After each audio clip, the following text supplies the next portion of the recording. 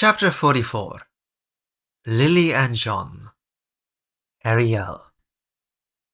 "Oh," Ariel said, pleasantly surprised when Darren unrolled a large scroll, revealing a painstakingly hand-drawn map of King's Landing. "Where did you get this?" A series of unforeseen circumstances had pushed Ariel's plans back to the following morning. She hadn't accounted for the delays, such as herding Sunfire from the Dragon Pit to the castle, and while she was inside the Red Keep, it had been impossible to get away. She had been with Bela in the afternoon, eaten supper with Aemond, Daeron, Sir Gawain and Sir Otto, before Daeron suddenly presented her with a map of King's Landing. She didn't know Daeron very well, and she hadn't realized the boy had been paying attention during her conversation with Aemond in the Dragon Pit either. It wasn't the little brother she'd been trying to convince when Ariel had attempted to casually mention an interest in learning of the streets of the city, and that a map would have been nice to see. Aemond had shrugged it off. "There might be some in the library." "I don't have access to the library," Ariel said meaningfully, hoping Aemond would catch her meaning on his own. "Remember?" But he hadn't. Instead, she'd planned to go out and try her luck without preparation or a guide. How hard could it be? But Aemond's younger brother was proving more useful today. The Queen had a point. Well, not about everything, but the alarming requests about performing human experiments on death row prisoners aside, Queen Alicent had been correct regarding one thing. Aemond was disagreeable and behaving unlike himself. Hadn't she been forewarned, Ariel would think she was the problem. It had become even more confusing during the long, stilted dinner. Sir Otto had watched his grandsons like a hawk. Aemond had been preoccupied eating, whilst Daeron made stilted attempts to converse about music and praying. She couldn't put her finger on what it was, but it had been awkward. Until Daeron showed her a map. One must know where to go and whom to ask. Mr. Orwell is preoccupied with Aegon, but his assistant was not. He located the maps for me. This one was drawn up 15 years ago, and it's our most recent map of King's Landing. There's been a few more buildings erected since then by Vicinia's Hill that's not included here, but otherwise it should be accurate. "We're here?" Ariel said, her hand hovering over the map illustration of the Red Keep, and then she drew an invisible line to the Great Sept. "And this is what we see out the window?" She glanced outside, but it had gotten so dark one could barely make out the outline of the tall structure in the distance. "It is," Daeron nodded. "May I borrow this for a day? I promise to keep it safe and unharmed within my chamber," Ariel asked. Daeron shook his head. "My apologies, Lady Ariel, but I cannot allow it. It was lent to me and I promise to care for it until it can be returned safely to storage. Though you may look upon it now." That was less helpful. Then again, she figured it was better than nothing. "May I try something, my prince?" she asked, coming up next to him. "I won't do anything but adjust the map." Though he needed to think it over, in the end Daeron took a step back to allow her to look at the map the right way up. Wasting no time, she set to check her directions. Keeping the Great Sept at an axis with her current position within the Red Keep in mind, Ariel adjusted the map so the Great Sept drawn on the parchment was angled in the same direction as she was looking. Satisfied the two lined up, she reached into her pocket and brought out her navigator compass, and placed it next to the castle on the map. The arrow pointed towards the bottom left corner of the map, towards the riverfront of the city, somewhere along the River Row and Fishmonger Square. She needed to focus her search on the south side of King's Landing, which was admittedly the easiest to find. There was always a lot of activity on that side of the city as shipping of food, textiles, cargo and other such supply trades came and went. At the same time as she studied the map, a shiver went down her spine. Helena had been right. Who she was looking for wasn't inside the castle, but in the city. This was the first time anything Helena had forewarned had been accurate with little room to argue. When she'd given an answer to a question Ariel hadn't known to ask. This wasn't some firefly metaphor or talk of black crickets and green grasshoppers that only confused her. Helena had said Ariel would go into the city, and Navigator Compass was confirming the prediction. Maybe Helena had guessed, but considering how little involved she was with this, it was a very good guess. Ariel remembered the rest of Helena's advice about bringing Aemond along too.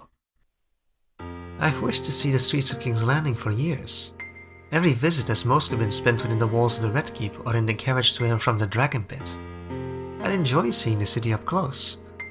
Would you spare the time to show me around the city tomorrow, Aemond?" It wasn't Aemond who answered though. He can't, Sir Otto said. He's to be with Sir Harold on the morrow. Sir Harold? Every other time Aemond was practicing with the knights, she'd usually hear he was with Sir Criston or Sir Eric, not the King's sworn protector and Lord Commander of the Kingsguard. Aemond hadn't been talkative to anyone that day, which was a clear sign he was displeased. But now it was becoming visible on his expression too. Aemond is to be Sir Harold's new squire, Daeron told her. Squire? Befuddled, she glanced sharply at Aemond. You, a squire? When did you start caring about, why though? It must have sounded like she meant something else than she intended though, since everyone looked at her as if she'd reacted wrong, except the snickering Sir Gawain Hightower. Sir Criston already has a squire, but Lord Commander Harold knighted his last squire 2 years past and has yet to take on another, Aemond said, answering the how instead of the why.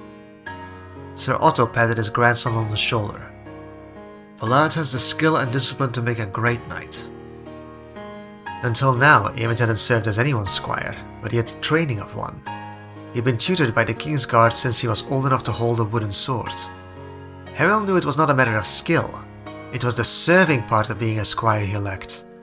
Squires ran errands for their masters, tended to their horses, cleaned their mail, as well as assisted them putting their armor on and off.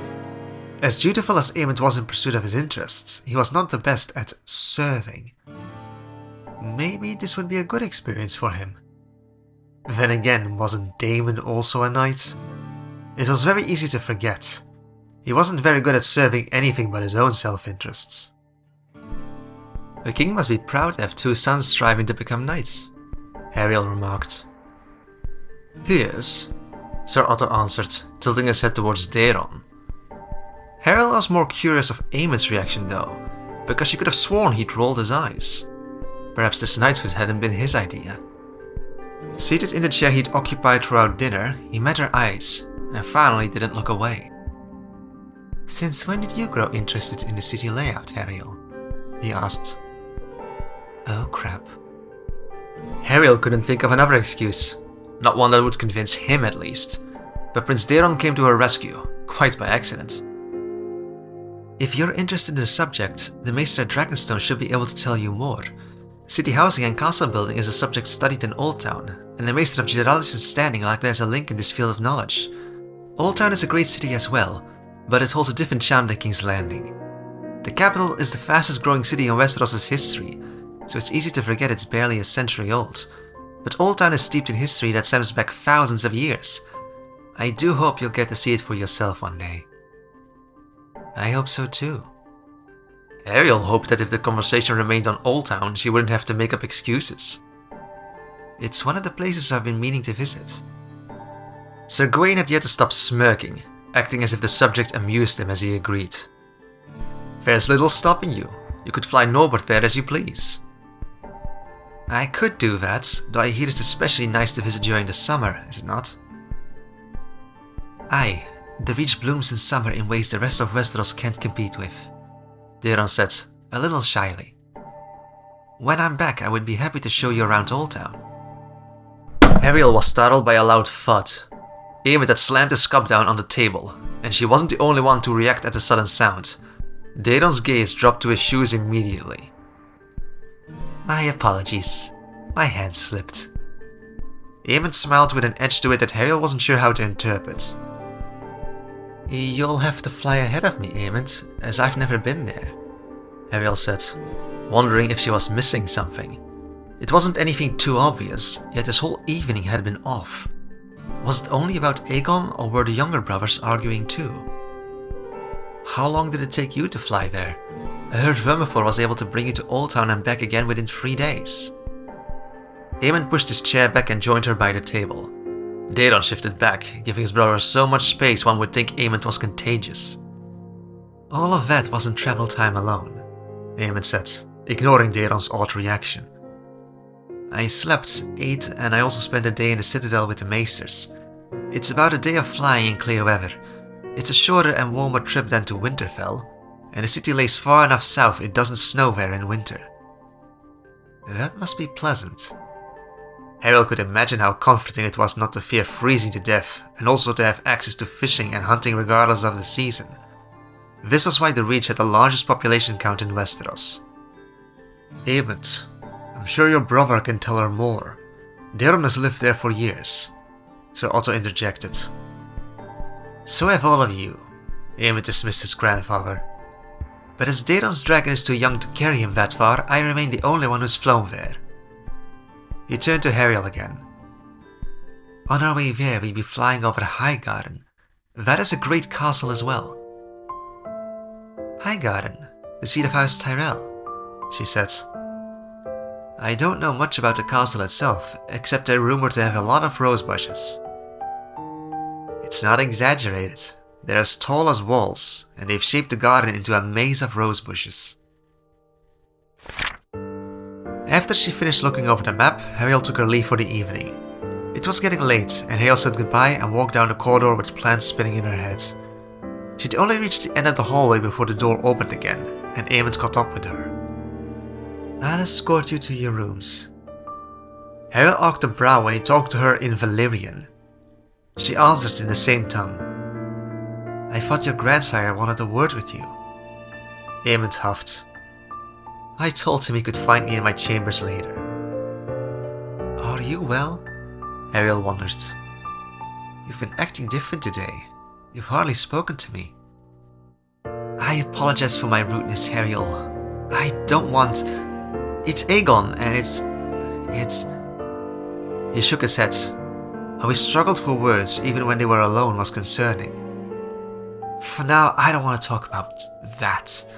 It's complicated. Though I wanted a word with you away from them. Tell me again why you have such a sudden interest in the city. He looked at her pointedly and wordlessly made it clear no chit-chat about Old Town would get her off the hook this time. I wish to see it? Do you? Aemond asked skeptically. At a time like this, after what happened at the wedding, I was under the impression you wished to be as far away from it as possible. Try for the truth, my lady. Now that he'd caught on, Ariel had to figure out what best to do. Aemond could make this a lot harder, or a lot easier. In one scenario, he'd set guards on her door if he suspected she was up to something. Or in another, he'd be the one who helped sneak her out. He was already suspicious, and how this turned out depended on whether she was able to convince him. I'm using the compass to find something. You don't say, Aemond said dryly. What is it? It's Fang's tooth. Whoever pulled his teeth has since moved them into the city. Aemond reached out, taking her by the elbow. What? You are not going into the city alone looking for traitors, he whispered under his breath. Ariel jutted her chin out. I tried to ask you to come along, did I not? If you will not, I can manage fine on my own. How do you think I got into the black cells unnoticed? The city will be easier. And if you're wrong, you'll be known as the lady who goes gallivanting through places no maiden has any right to, Aemond reminded her. The black cells were one thing. The situation was unique enough to defend it. But roaming the streets of King's Landing without an escort? Looking into shady plots against the crown unsupervised? Even I am not allowed such actions without a guard. Have you any regard for your reputation? I do. That's why it was supposed to be a secret. What if it goes wrong? You could come with me. I told you, even I'm not at liberty to do this. Since when did you care about that? He challenged. If you don't want to, say so. You don't need to blame it on others. For that matter, you need a knight for protection against robbers, not for your reputation. She folded her arms. A maiden needs an escort for both protection and reputation. When I have magic, I can protect myself, so it's only my reputation which needs governing. Is that not the case?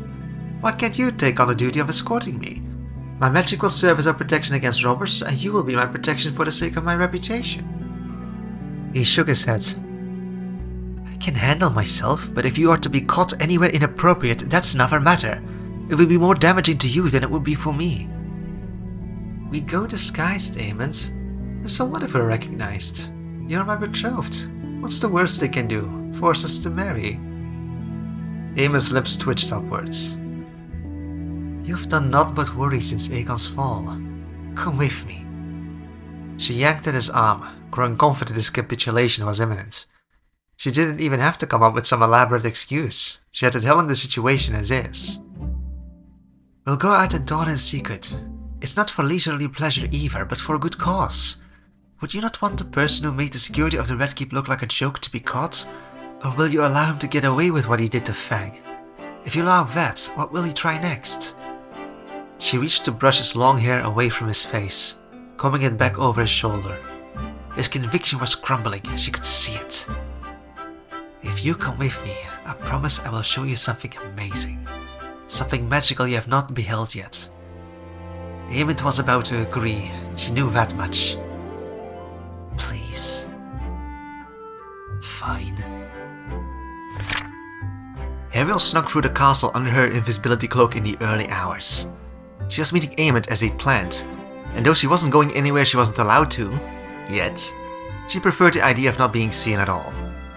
Only once she reached the door, and she was confident no one were around, did she remove her cloak. Aemond was already waiting for her, and looked over when she slipped inside. He had never been the most extravagant dresser, but what he wore today was even more muted and practical for the winter cold. I wasn't aware you owned a coat that wasn't decorated with dragon embroideries. With a dry smile, Aemond handed her an unadorned winter cloak of her own. You have two? What's this for? Aemond snickered at her remark. Neither of us are allowed to leave the castle today. I thought that you would sort out matters with Sir Harold. I did. Sir Harold will expect me on the morrow. He's not the issue, Aemond muttered. I'm not allowed out by my grandfather, but as you're aware, I don't care. Now put it on and mind your voice. We need to keep quiet and sneak out if we're to get into the city today. Smirking, Hale took off her own cloak and tried on the one he'd brought. These are useful, but they won't hold up. Even if you're not wearing your house sigil, you still look like a lordling. The same with me. The textile is unquestionably of fine workmanship. At a distance it's fine, but we won't be fooling many dressed this way for long.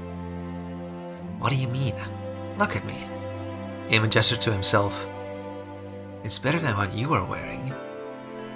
I never intended to be seen in my real cloak in the streets of King's Landing. I meant to charm it first. Errol reached out to touch the fine chain and clasp on the cloak. The clasp was shaped like a dragon biting onto the chain's end. Small, but not exactly the stuff farmers spent their silver on. Neither should you be seen in this. It takes a generous purse to buy what you're wearing. I can change it. It won't be permanent, but I can make us look poor. If you want. Then do your worst, Aemond agreed, holding his arms out as if to make an easier target. Ariel set to work, taking inspiration from her time in Essos when it came to textile wear and coarseness, as well as what was considered normal fashion in King's Landing. Once finished, Aemond looked down, inspecting the results of her magic with as much curiosity as when she charmed the Gavian sigil to sliver around his cape. This will be useful in the city, but to get outside unseen, I have something even better. Aemond cocked an eyebrow. Are you referring to your promise?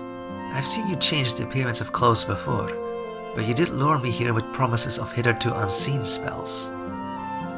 I am. Ariel held up her cloak. This is a rare cloak, a cloak that allows the wearer to go unseen. Aemond cocked his head sideways. How? I'm going to put it on and show you how the magic works, but I'm warning you first. Please don't be too shocked when I disappear before your eyes. Despite giving a fair warning, the startled expression he made when she disappeared was priceless. Ariel? Where are you, Ariel? I'm here. Ariel giggled and pulled down the hood. Seeing her floating head in midair made Aemond jerk backwards. 7 hells. This is my invisibility cloak, she said, a wave of giddiness and nerves washing through her as she showed off her father's cloak, her most precious possession. It used to belong to my father, James Potter, and it grants perfect invisibility to the wearer. Uncertain of what would happen, Aemond reached out. His expression said he was expecting his hand would pass through her like air, until it was stopped by something he couldn't see. "You're still here." I'm as solid as before, and, you're not touching my shoulder, Amond."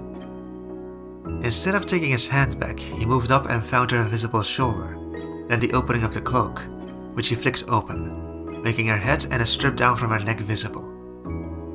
This is astonishing, isn't it?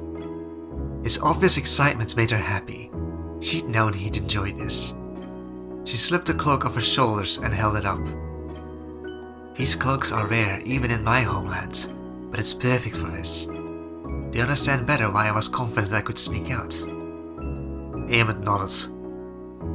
"I presume this is how you got into the black cells unseen." "It is," she said. "You'll keep this secret, won't you? It's a family heirloom, and I hope to share this in confidence." "You haven't told anyone else about your father's cloak?" "Only you and Hagrid knows." "Let's keep it that way." He tilted her chin up and kissed her lightly. It was short, but his lips were warm and firm on hers. "Now how do we do this?" With her cheeks flushed and a little distracted, she nodded. The last time I shared this cloak with anyone it fit fine, but we were children of 1 and 10. We are not as small, and this might be a tight fit. We must make sure it covers all of us, or else some people will be convinced the castle is haunted when they catch sight of disembodied feet walking about." Amond stifled the laugh behind his hand.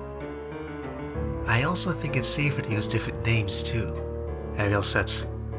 "Someone could put 2 and 2 together by overhearing us use our names. Neither of us has normal ones."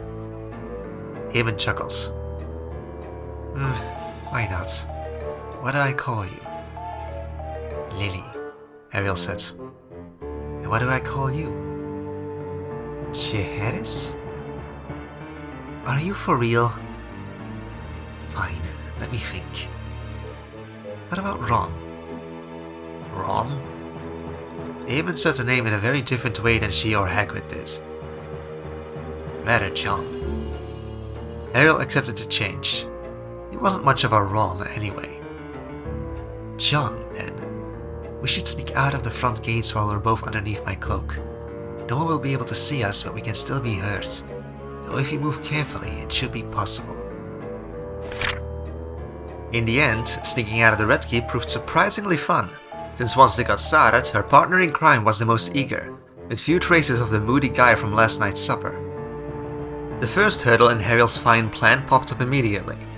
She'd not considered the snowfall that night, nor how the early morning hours meant nearly no one had crossed the courtyard yet. They were faced with an unmarred canvas of white, and their magically appearing footsteps would stand out glaringly if anyone was watching. Fortunately, they'd come out outside while the royal carriage was being readied for an errand. She couldn't see anyone getting into the carriage, which meant it was probably going to fetch someone. Ariel nudged Amond along to get behind the carriage, and when he started riding forwards, made a walk in the trampled snow. The guards opened the gate wide for the carriage to get through, making it even easier for them to sneak out. "I cannot fathom how they do not see us," Amond murmured. He was walking behind her, very close for the sake of the cloak. "We just walked past the front gate and not a single guard noticed." "I don't think that will be a regular security hazard for you. How many has a cloak like mine?" Ariel teased. "I'd say the one can cause enough trouble, Lily." Amond snickered. They turned off the main street into an alley, where they removed the cloak. When she pulled it off him and made to stuff it into her pocket, she saw his face alight with excitement, which almost made her offer to use it longer. But no, it'd be too cumbersome and slow to move under the cloak together on the streets, and it'd be better to rely on looking unassuming from here on out. However, he only had to stand still for her to recognize another issue. There's another thing that can give you away, which my magic can't hide easily." Ariel patted his shoulder. "It's your posture." "What of it?" "You usually stand like you have a stick up your arse." But she couldn't say that aloud, so instead she demonstrated. "Your posture is perfect and it gives you away." Ariel tilted her chin down and hunched her shoulders. "Like this." She stood in the relaxed stance of part of the population who knew wasting energy on keeping courtly postures wouldn't make working in the fields easier. Then she demonstrated the difference between that and Eamon's normal stance. She pulled the shoulders back and standing at rest in the posture which Septa Meg and Princess Rhaenyra had drilled into her. Do you see the differences? Then it was Eamon's turn to give it a try. She should have been rewarded for not laughing, because watching Aemond awkwardly hunch his shoulder and fail to behave in a way that went against everything he'd been taught was hilarious. So stiff-limbed he appeared more as if he truly had a stick up his arse, but lodged in a way that made it painful. Relax, it's not an act. Think of it as a stage of weariness instead. Ariel giggled. Think of how your body reacts after a long trip on Vermithor and you want to sink into a chair. After a grueling sword practice and your muscles ache, and instead of hiding it, don't. Those tips worked far better, making him act more human than a stage performer. And when they left the side alley, hoods up, ragged cloaks pulled close and hand in hand, no one looked at them twice. The streets of King's Landing were nothing like the village on Dragonstone, nor was it akin to the fishing village in Essos. Neither winter or the early hours prevented the citizens from venturing outside, selling their goods, going to work or doing chores. Harold kept hold of Aemond's hand, worried she'd lose him in the steadily growing crowd. Look at this fucking snow, a woman swore to her toddler daughter as they walked past. Bugger this fucking snow, the little girl repeated happily. Ariel slowed down when she heard a familiar name, but not of someone she knew personally. It was someone sharing a story from decades ago. Sir Lucamore Strong was caught red-handed, but of course they didn't bother warn him. So he was marched into the throne room where he had the shock of his life. The old king had already gathered his 3 wives and 16 children there. They were already arguing. The wives hadn't known their husband had other wives. 16 children! The shorter of the two reacted with a tittering laugh. His lusty sins aside, you must acknowledge that's an achievement. Juggling being a Kingsguard, a husband of 3 and a father of 16. Ariel felt funny hearing that tale. She knew it too, but it hadn't been a joke when she'd been told of the Kingsguard who broke his oaths. As punishment, King Jaehaerys had the once honorable knight gelded and sent to the Night Watch. His 16 children went from trueborn to bastards, while his 3 wives were exiled despite having no idea the others existed before the day of the trial, and with only the bare minimal care if they'd been involved or not. Maybe the reason it made her uneasy was the last name. Strong. The Oathbreaker. Why were they talking about that though? It was an old tale. The crowd grew thicker, and soon most of what you heard were snippets of conversations. A young boy of Jace's age grumbled about how the price of bread had gone up. Another man was sharing his opinion about the city watch with his wife.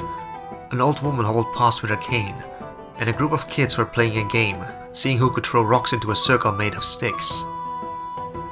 Then, he swore the prince fell off his dragon and right into the street of silk.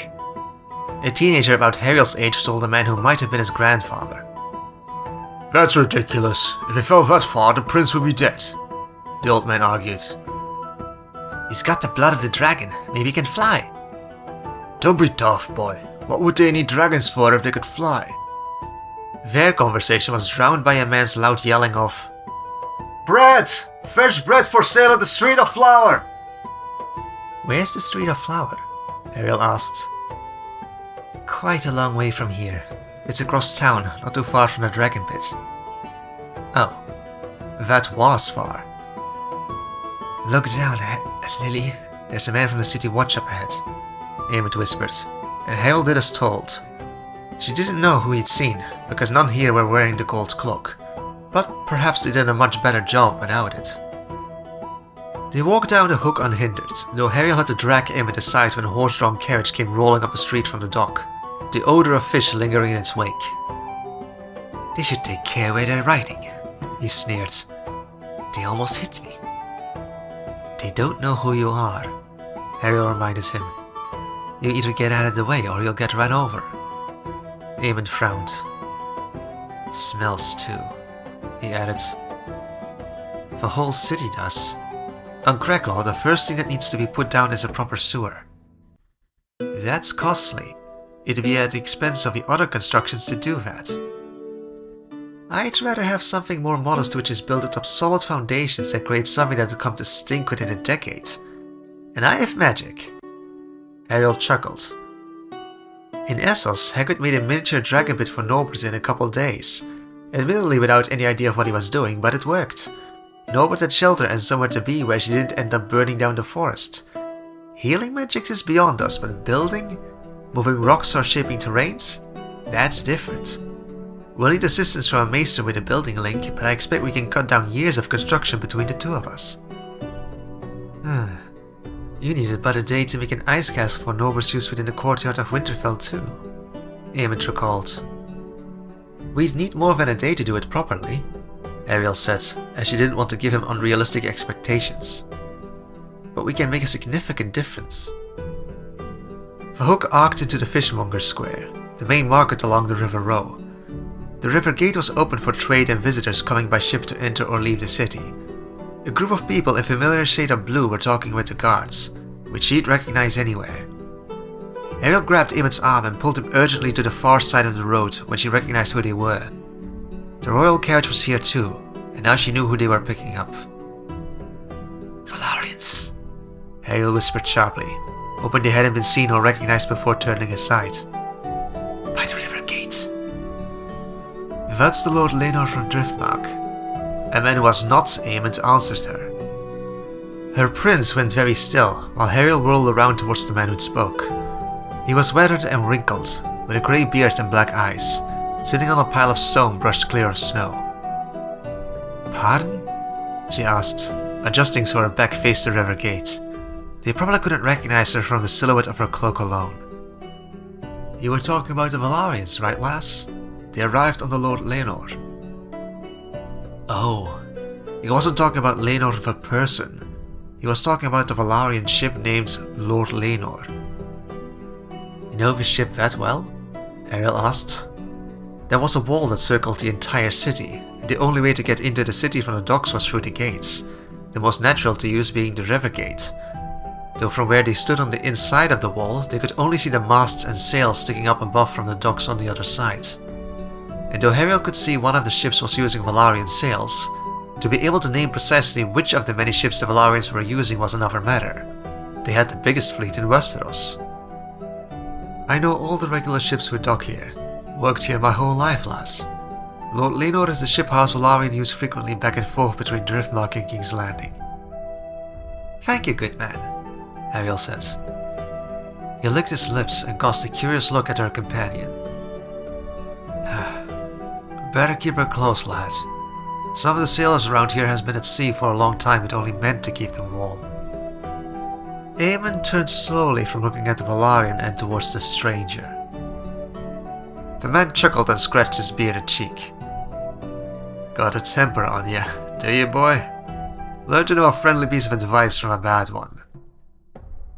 Let's go, she urged, pulling Aemond away before something unnecessarily stupid happened. It was still early. When they were far enough away, Ariel huffed. At least we know the disguise is working.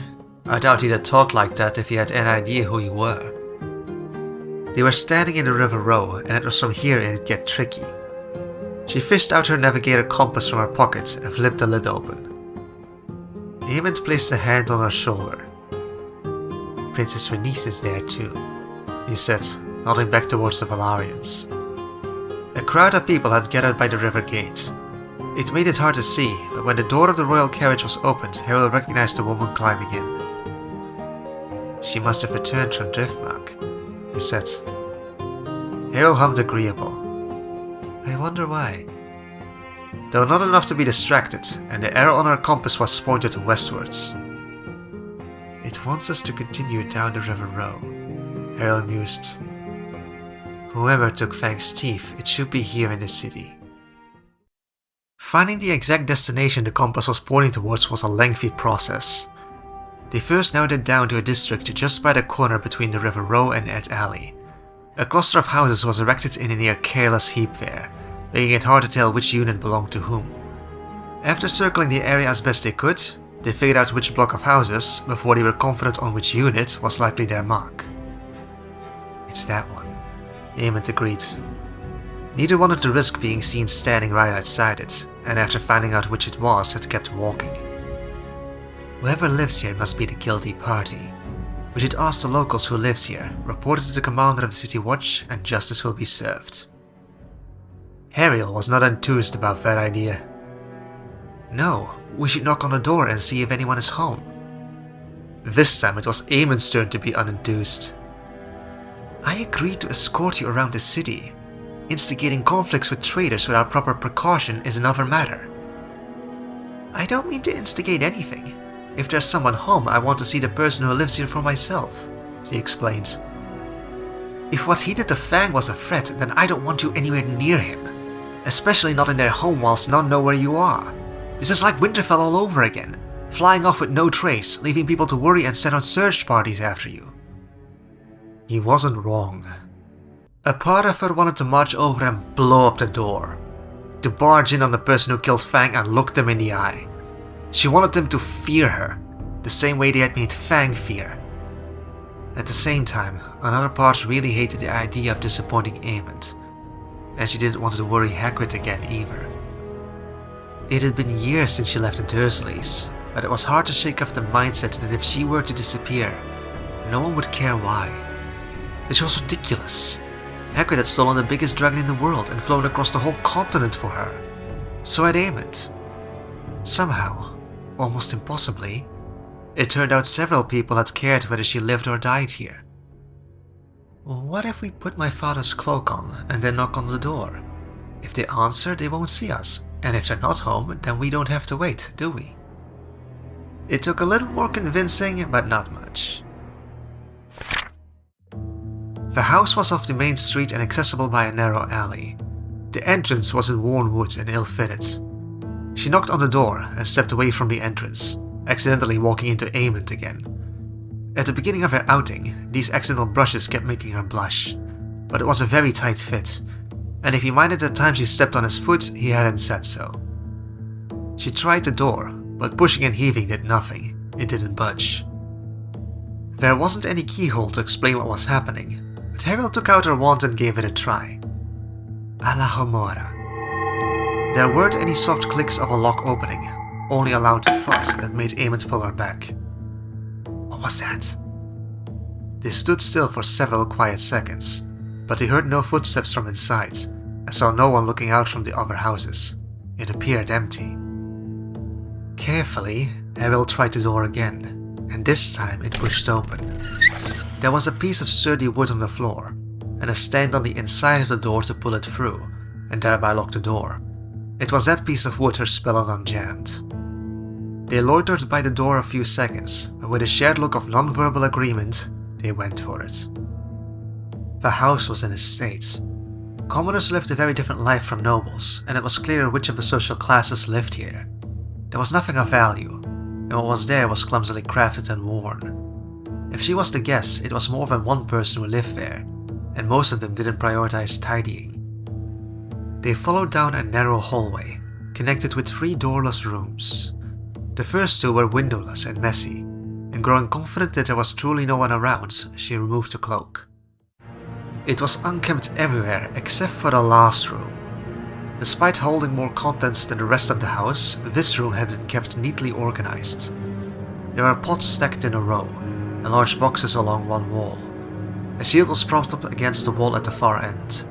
The bottom was painted green and the top was blue, like the grass and sky, except someone had used red ink to paint a pair of empty crying eyes in the middle. She opened the lid of one of the jars, but immediately pushed the cover back on. The pungent smell that made her eyes water. A salt table in the middle, with a tiny collection of knives and glass jars, stood out. Everything else here was simply the home of someone who either didn't care or couldn't afford to keep up appearances. So why was this room so different? It was a cross between a storage room and a study. Aemond had opened the lid of a box, and when he peered inside, he made a tight expression and shut it closed. What's in it? It was human, he said shortly. Fang wasn't their only victim. Whoever lives here is not going to be friendly if they find us. We're leaving, Lily. But we don't know now. Harold checked the compass a last time and tried a last spell. Akio fangs. The lid of one of the boxes was pushed off by the force of her spell, and a rocket hemp pouch soared out of the box before Harriel caught it midair. There, she said, and then allowed Eamon to steer her out. Half an hour later, they were walking back up the River Row.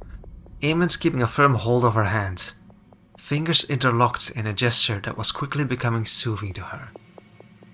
The pouch she'd summoned had held what she'd come for, Fang's teeth, and now Harriel was trying hard not to picture how they'd been pulled from Fang in the first place. The violent waves of fury, blended with aching sadness which those thoughts brought forth, was too overwhelming. Why? Who had done this? If this was revenge, then what had Harriel done to deserve that? Why would they take it out on Fang? He'd never harmed anyone. Even though they'd learned more and found the thief, it didn't feel like a victory. She still didn't know who was behind it, and now the City Watch would be the one to apprehend them instead. John? It took Eamon a moment to realize it was him she was addressing. Lily? Do you have an idea who's behind this? She asked, pulling him to the side of the street where less people were mingling about. Nothing I can prove, he admitted. But you have an idea. Who? Eamon took his time answering. I can't prove anything, as there isn't any proof, and yet, at the same time, there's one who may fit. She waited him out. Damon. Huh? Harriel couldn't follow his logic there. What? Why? You don't think he's able? No, I know he's able. A dog means nothing to him. When we met, he threatened to feed Hagrid and I to Caraxes.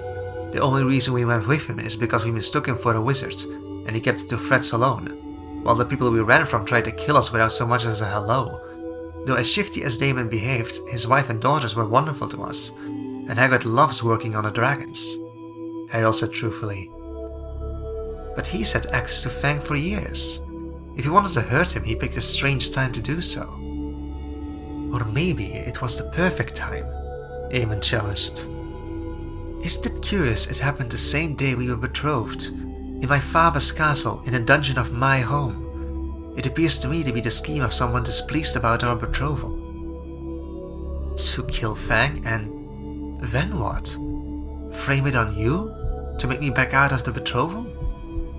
Eamon nodded, subdued. But that's stupid. I never thought you involved with this, she told him. If that's what they tried, they miscalculated. At the same time, was it entirely implausible? Harriel didn't believe Eamon had anything to do with it, but the same trust didn't extend to the rest of his family. She'd never believe it of Helena either, and Aegon was clear by default, because it had been his wedding, and as the groom he'd been watched the whole day before, well, falling off a tower. The Queen hardly seemed to remember Fang's fate, because she was so preoccupied with her son, and Harriel couldn't fault her that. A dog the Queen never met didn't matter when her child was suffering loss of limb. Sir Otto Hightower was harder to place. He seemed like a man who knew too much to not have an inkling about what had happened. He had the main control of the castle, a son in the City Watch, and yet he'd not been forthcoming with anything, except offering Hagrid a new dog while trying to sweep everything under a rug. Is that all it's based on? You believe Damon is against our betrothal? Why? You said yourself he brought me to Westeros with intentions to marry me into your family. Well... She gestured between them. He intended to marry you to Lysaris, not me, Eamon said firmly. That scheme failed only a few moons ago. He intended for Bela to be the next queen through a marriage to Jacaerys, while keeping control of you through Rhaenyra's son. But things changed after his plans were uprooted. He hurried to betroth Rhaena to Lysaris instead, because it was the only option left at the time. He made himself more options with violence later. What violence? Aemond looked at her with a flat expression. Do you not find the timing curious? Lenor had barely been on Dragonstone for a day, grieving his dead daughter. Then suddenly he's dead in a tavern brawl, which none could explain after the fact. The other injuries of the people there were from fists and kicks, and that man who was trampled to death in the doorway. Yet Sir Laenor was the only one stabbed. He shook his head. It reminds me of a story I heard about how years ago my uncle decided to fly back to Runestone after staying clear of his first wife for years, only for his wife to die the day he got there. He looked at her meaningfully. What a tragic accident that was, thrown from her horse so hard her head was bashed in. Hariel swallowed. Daemon still calls her his bronze bitch, she admitted, and Aemon smiled grimly. She recalled the time Daemon talked of how ugly and unpleasant Lady Ray had been to his own daughters over dinner, and it had pissed Hagrid off. After telling Daemon to mind his manners, Hagrid had told Hariel, as well as Bela and Rhaena, that the way Daemon was being was disrespectful, that no matter how much they ever grew to dislike someone, to never talk of the dead the way Daemon did. And Hagrid knew. He'd been at war, and he didn't talk of his dead enemies the way Daemon talked of his deceased wife. It was disrespectful, and especially loathsome when done towards their own family. But if Daemon had killed his first wife, would he be this careless? Wouldn't he at least try to cover it up and not go around talking as if her death was deserved? It was almost too obvious otherwise. Unless he did. Then despite how stupid it looked, he'd still gotten away with it. Years ago, he visited Driftmark as well, and soon after Lady Lena's betrothed was dead in a duel, and my uncle married her immediately before running off to Essos for a decade. Aemon kept listing examples. Or how, after Bela's marriage prospects was changed, Laenor died barely a week later. That didn't change anything, Hariel whispered. Laenor's death didn't change Bela's marriage, and it'd be stupid to think it would.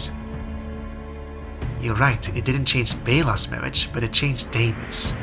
Just like when Laenor's betrothed died. Aemon said. Now that Laenor is dead, Daemon will become king instead. Did you not see how Princess Rhaenys looked at Daemon when we told him of what happened to Laenor?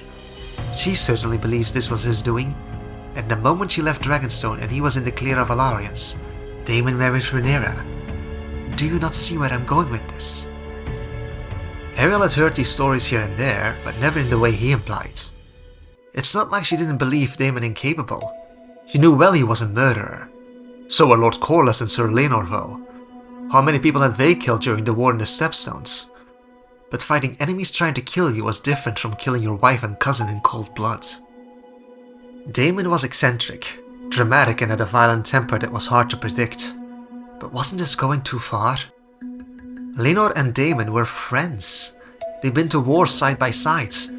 For Daemon to be behind Laenor's murder would be as bloody idiotic and cruel as if Ormond Hightower had been the one to push Aegon off to Belfry. They were family and shared more kinship than normal cousins once removed did, thanks to the excessive incest. But besides being family, they held a long companionable friendship. Why would they kill his friend? It didn't make sense. Except... Sure, she knew Princess Rhaenys and Lord Corlys were angry, but wasn't that about the disrespect Daemon and Rhaenyra showed when they married before Laenor was buried? It had been an insult to House Velaryon. But if they thought that Daemon had any involvement with their son's death, surely they'd react far stronger than this, right? Or had they reacted stronger than Hariel had caught on to? A horrible thought hit her then. Was this the true reason why Lucerys was disinherited? It had seemed an overreaction to Hariel, especially because Rhaena had just been betrothed to Luke only months earlier, a boy Corlys had shown no ill will towards despite the bastard rumours. The betrothal guaranteed both Corlys' bloodline and the Velaryon name would continue, as well as guaranteed that the two rulers of Driftmark were dragon riders. Though if this change of heart wasn't initially about the birth of Prince Viserys, but about how they suspected Daemon was involved in their son's death, was that why the Velaryons had not just been offended, but so pissed off they'd publicly snubbed the king and his line of succession? Because it was risky to name a newborn babe heir to Driftmark in more ways than Hariel could count when the boy had so many brothers, instead of any granddaughters who were not only of Corlys' blood, but also happened to be Daemon's daughters. When Hariel considered matters now, she was suddenly quite unsure. Was it so unfathomable that Daemon might do something that stupid? No, she could easily imagine that. Would he do something that cruel? In the right circumstances, yes, she believed him capable of that.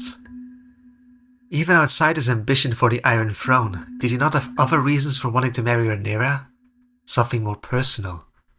Ariel fidgeted with her ragged cloak sleeve, knowing she was skirting around a major factor, one she could never tell Aemond. Visenya Velaryon. Though Aemond was perfectly clear about what he suspected of Jacaerys, Lucerys and Joffrey's parentage, he didn't seem to realize Rhaenyra's younger children were not all Laenors. Very few seemed to. But Ariel suspected Visenya was Daemon's daughter the same as a lot of others suspected Jace, Luke and Joffrey were the sons of Harwin Strong. Little Visenya had a much better shield against bastard rumors though. She'd been conceived after Harwin was dead, and at the time Daemon did not live on Dragonstone with Rhaenyra. He'd been at Driftmark with his children, burying his wife. He hadn't moved to Dragonstone until after Rhaenyra made her pregnancy public. It had become even more confusing after little Prince Viserys was born looking so much like Laenor. What were the chances Rhaenyra had snuck in a lover in between Harwin and Laenor? Ariel found herself doubting it at times too, as for years she'd struggled to believe Daemon would be so disrespectful towards his dead wife as to hook up and conceive a child during Laena's funeral. Granted, for a while she'd also struggled to accept how incestuous the Targaryens were, how casual they were about it, and that had prevented her from accepting it too. Until she saw how Daemon and Rhaenyra looked at each other. Until she saw for herself how they acted after Laenor's death, and now knew for sure they were perfectly capable of that. At least the king had waited a year before remarrying. Rhaenyra hadn't even waited a week. It also bugged her whenever people spoke of how much Visenya looked like her mother. She didn't. Visenya looked like her father, the same as how all of Rhaenyra's 5 children likely took after the 3 different men who fathered them. Ariel couldn't prove it though. She'd seen Laenor cheat on Rhaenyra with her own eyes, but she'd never seen Rhaenyra cheat on her husband. Speculating about Visenya's parentage aloud meant she'd be spreading useless, harmful suspicions based on nothing more tangible than... Rhaenyra and Daemon used to flirt a lot before they married. What sort of argument was that? When it sounded as if Daemon had been flirting with his niece since the princess was Baela's age. Considering how poorly bastards were treated in Westeros, Ariel was not about to start spreading rumors. Visenya was an innocent 2-year-old, and didn't deserve that. None of the children did. Those are grave accusations, but this isn't like those examples. Fang was different. My uncle is not in favor of our betrothal. I can guarantee he never would have brought you to Westeros if he'd ever predicted this outcome. I expect he intended you for Lucerys or to someone he found acceptably loyal to himself. That did not happen. He may feel a need to rectify the situation the only way he knows how to do anything, and he's got friends in low places. Kidnapping and torturing Hagrid's dog, though? Isn't that an odd pick of targets? From what you say, he should have been going after Hagrid, or me directly. Or you. It would have been hard to get at you while still retaining his innocence, especially at such short notice. At earliest, he learned of our betrothal the day before. This is not his usual style, and that is a fair point to consider. But do remember my uncle is well connected with the City Watch. He was in the city, and all he'd have to do was give the order. It'd be done without getting his hands bloody, and it's peculiar how one of the guards has mysteriously gone missing now. What? Ariel asked. A person was gone? Aemond nodded. Did they run away? She hoped. Don't hold out hope. Men who need to walk away from danger for their own well-being can always be made to walk back under the right incentive.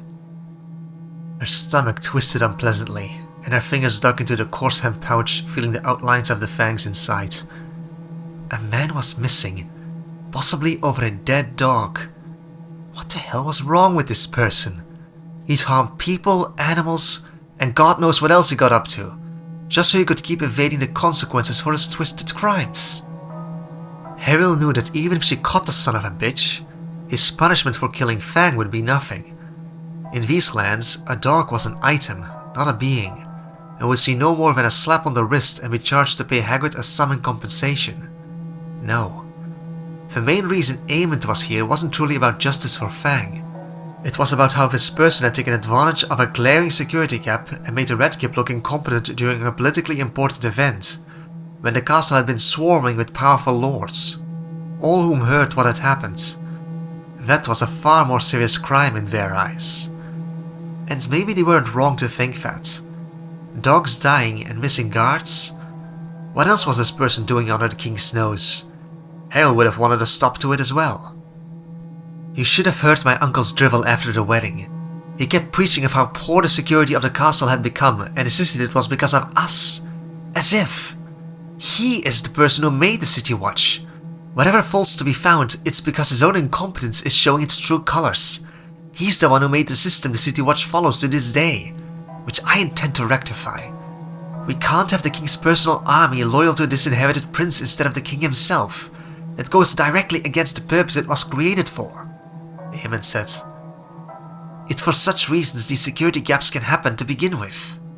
I fought on this, and he's the only person I can think of who has a motive, means and deviousness to do so. What does he care for the innocent? Neither bond of friendship, family or duty has held him back before. Only my father holds some sliver of control over him, but he's growing weaker. Rhaenyra was only named heir to prevent Daemon from becoming king, and look where we are now. My father's excuses are growing as feeble as his body, and Westeros should fear what happens the day there's no one alive for Daemon to feel beholden to.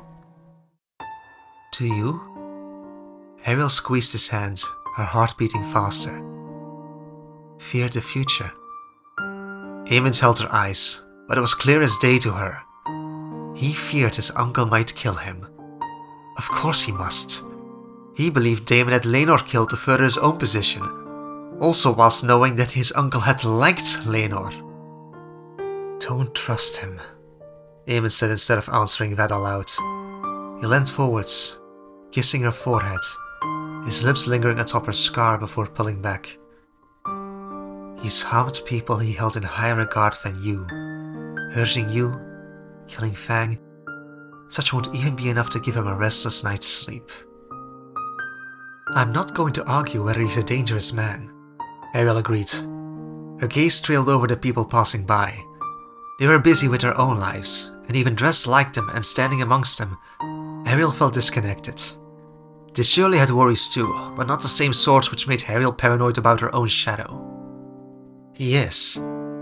Though if all the examples you gave are true, if merely half of them are, that's... Worrisome didn't start to cover it. I still don't think he was behind Fang's murder. I may be wrong, but if any of the other things you said are correct, if he killed Lady Rhea and Laenor... Ariel had to stop and take a breath, because saying it aloud felt like a curse, like making it possible, as he didn't want it to be true. What was she supposed to do if the lord of the castle she lived in was an unchecked serial murderer? An unrepented kinslayer? If true, what did it say about Rhaenyra? She was the future Queen Regent of Westeros, and she couldn't allow someone like that the power of co-monarch.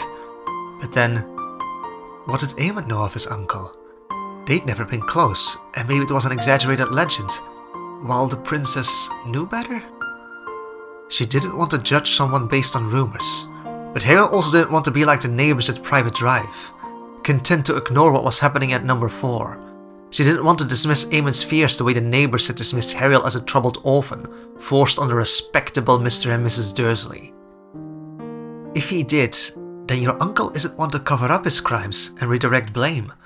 It is being so obviously guilty, it's ridiculous to think someone would flaunt their crimes as he does. He's too guilty to be guilty. Does that make sense? Aemon's lips pursed as if he wanted to disagree, but he nodded slowly. Aye, my half-sister implements the same strategy. It's a travesty the only one it works on happens to be our king father. Hariel couldn't prevent flinching. Bloody hell, but he had a point. Not because she thought Rhaenyra should be forced on Laenor when neither had wanted each other. Their steadfast camaraderie when stuck in a bad situation together had been uplifting to behold. It was just... it didn't have to be that way. She'd had an easy way out of the situation for 18 years now, and yet Rhaenyra had chosen this way of life because she desired to be queen. She'd asked for it, fought to keep it, and claimed to accept the responsibilities that station came with. but didn't follow through on those promises. It'd be one thing if it was just about her, but the princess knew her decision affected others. And even Ariel, who was foreign and sometimes missed social cues because of her different upbringings, could tell she wasn't being careful. Who else needs to be convinced but the king? To an extent, isn't that what everyone tries to do? Ariel challenged. A king's pardon could forgive any travesty, no matter how heinous. That was their way. Except with the sort of promises that went beyond kings. Breaking vows made to the gods were the source of oaths even royals had to be wary of. The Targaryen conquerors had claimed the lands of Westeros under their rule, but he'd never been able to conquer their faith. It was the one place they'd been forced to compromise, or else settle for ruling a kingdom of the dead. The faith of Westeros had proven longer lasting than any one Targaryen lived, and even more stubborn than Dorne. If recklessness is Daemon's go-to method of defense, then he must be convinced the prince will never suffer consequences. Though, considering how things have turned out, he may be right. He's never exercised great efforts with his schemes because it works out for him regardless of if he's caught in the wrongdoing or not.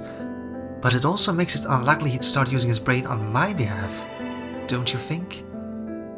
She ran her fingers over his knuckles, trying to ease the severity of the conversation. To somehow express she'd listened, that she wasn't dismissing his concerns, but that he might be on the wrong track this time. It's not like Daemon to have our dog killed and then pin the blame on someone else with the intent of sowing discord. That's the method of someone who fears consequences, of a man who acknowledges they may lose, not a prince who feels untouchable. You're giving him too much credit. You are of the opinion my uncle is too stupid for that scheme. Aemond cracked a smile. I didn't consider it from that angle, but you make a compelling argument. They'd kept a slow pace during their conversation, keeping to the side of the road and talking quietly, and by now they were back at Fishmonger Square. She tried keeping an eye on the crowd around them too, as the lingering concern they might run into someone familiar was still there. She didn't recognize anyone's face. There was no carriage, no princess, and no Valarians that she could see. Though when a tall man walked past them, so close he nearly knocked into Ariel's shoulder, she saw something else. It took her a moment to fully register it as anything else but the cloak he wore with a brooch pinned into it, yet something gave her pause. When she looked over her shoulder after him, she saw he was carrying a fish in his hand, likely bought from the docks. His cloak was worn and filthy, but not bad in quality, so why wouldn't he have a brooch too? Surely that couldn't be why she'd reacted. It was merely a beetle brooch. Though admittedly it was an inaccurate one with some creative liberties by the maker, as it had not looked accurate to Helena's technical drawings of what a beetle looked like. It hadn't been a fly either. If anything, it had actually looked more like Helena's drawing of a firefly. A firefly. Where are you going? Aemond asked when she suddenly walked off with no warning, whilst going in the opposite way of the castle. I just have to... She didn't finish her explanation, too hung up on catching up with the man before he got lost in the crowd. He was walking briskly down the River Row, like a man with a clear destination in mind, not looking around, stopping to see the wares of the salespeople or to hear the latest news on the dock. Excuse me, Ariel called. Excuse me, good man. He didn't react before she was nearly next to him. Bewildered by her insistence to talk to him, the man turned around, staring at her with pale, hard eyes. She hadn't thought this through, so Ariel said the first thing that came to mind. Could you tell me what street this is, good man? He said nothing, so she gestured towards the buildings. I don't mean to be a bother, I am... The stranger opened his mouth, but no sound came out, and then Ariel saw it. He didn't have a tongue. He wasn't answering because he couldn't speak. Oh, my apologies. She took an instinctive step back, walking into Aemond. He'd followed her. I'll ask someone else. Have a good day. The man turned away, heading off in a brisk tempo, as if she hadn't stopped him to begin with. What was that about? Aemond asked. Ariel craned her neck, keeping the stranger within sight. We should follow him. Aemond sighed. Why? It's something your sister said, about fireflies, and he had a firefly pin. Did you notice? He also missed his tongue, like Fang did. He's likely a felon, so mind who you run after in the future. Besides, that man had his teeth, which Fang did not. Yes, I saw that, but could we make sure? Can we see where he's going? Aemond wasn't as curious as Hariel, but how could he be? He hadn't heard what Helena told Hariel on Dragonstone, but he wasn't hard to convince anyway. He wasn't eager to return to the castle. My grandsire is going to lecture me, Aemond told her, sounding fed up. Not that there's much else he can do, but it'll be unpleasant. They had some issues following him, but in the end they managed to trail him all the way back to a familiar building. They watched from underneath her invisibility cloak as he entered the house they'd broken into earlier. Would you look at that? Hariel mused, thinking of dragon dreams of ravens chasing fireflies. That is 2 for 2. I think your sister's study in divination is starting to show results.